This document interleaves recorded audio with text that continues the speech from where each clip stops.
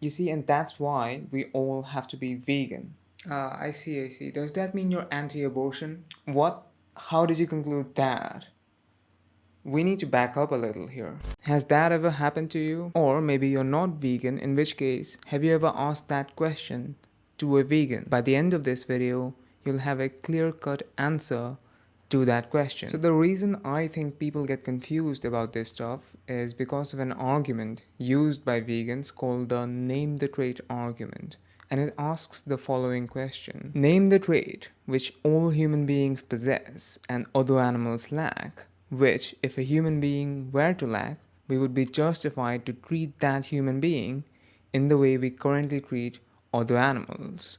Basically, what is the trait that gives moral value to all human beings, but not to other animals? The point of the question is to demonstrate that no matter what uniquely human trait is named, we could always find a human being who lacks that trait. For example, if someone were to say that the trait that gives human beings moral worth is a certain level of intelligence, then we could point to severely mentally disabled humans who don't have that level of intelligence and who might be less intelligent than the animals whom we kill for our temporary pleasure. Does that mean that that human being has lower moral worth? Of course not. And you can try this with a multitude of traits that are uniquely human, and you'll always find a human being who lacks that trait. And by your own reasoning, that human being would be worth morally less. And not just worth morally less than others, but also worth less than the temporary trivial pleasures of others, because that is exactly how we view non-human animals whom you say lack this special trait that gives individuals moral worth. But that's absurd, right? The only trait that gives all human beings moral worth is the capacity to suffer. Unfortunately, however, other animals also have that capacity. So if we want to extend our moral consideration to all human beings, we have to extend it to other animals as well. Now, some people are of the opinion that this directly transfers to the abortion debate. But it's not quite that simple. You see, even the staunchest pro-choice people who would perhaps support the right to abortion even 6 months into pregnancy would not support killing a prematurely born baby who was born 6 months into pregnancy. Even the staunchest animal rights activists who would not support your right to kill an innocent animal would mostly support your right to kill that very animal if that animal were attacking you by no fault of your own. What's going on here? The individual to be killed did not change. So what did?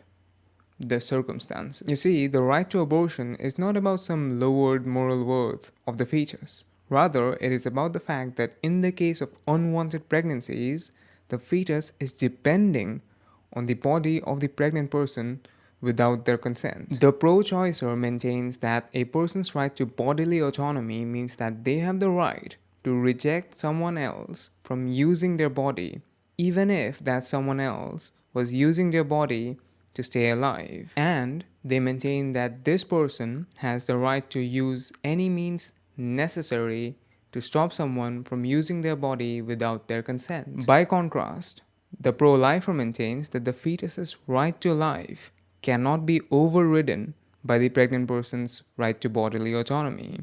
It's about someone's bodily autonomy versus someone's right to life. That's what the abortion debate is about. The issue surrounding veganism, however, is much simpler. It's not about some humans' fundamental rights versus a non-human animal's right to life and liberty. No, it is about the temporary taste pleasure of human beings versus the right to life and liberty of non-human animals. And no serious moral analysis can conclude that those are even comparable. The strength of the vegan argument lies in the weakness of the justification given to kill and exploit these animals. Many people tend to say that veganism is not a political thing, but veganism is concerned with rights and justice and liberties. So of course it is a political thing, but it is not a partisan thing. Just like being against human slavery is a political issue, but not a partisan one. No matter what we believe on other issues, the vast majority of people agree that human slavery is immoral. And similarly, regardless of what we believe on other issues, it should be very obvious that killing animals for temporary taste pleasure is immoral. And no matter what you believe on other issues, you should definitely click this link to find out about all the awesome benefits you get by joining my Patreon team and supporting me. Do be sure to leave your thoughts in the comment section down below. I'll be there for a while after publishing this, and I'll see you there.